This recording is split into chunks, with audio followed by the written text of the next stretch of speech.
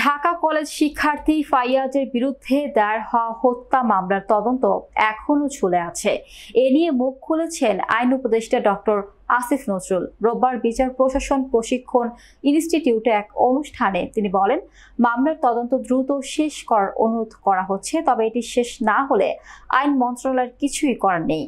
এই মামলা দুজন 164 ধারায় জবানবন্দি দিয়েছিল, যা এখনো প্রত্যাহার হয়নি।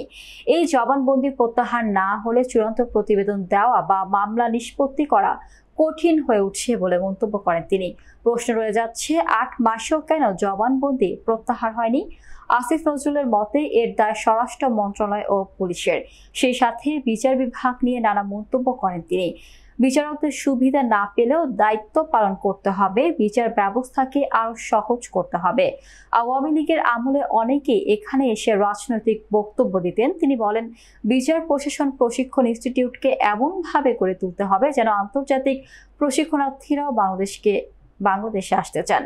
তবে প্রশ্ন উঠেছে, যেখানে মামলা নিষ্পত্তির জন্য রবিবারের মধ্যে নিষ্পত্তির আশ্বাস দেওয়া হয়েছিল, সেখানে এখন দায় সরাসরি পুলিশের উপর ঠেলে দেওয়া কি দায় এড়ানোর কৌশল?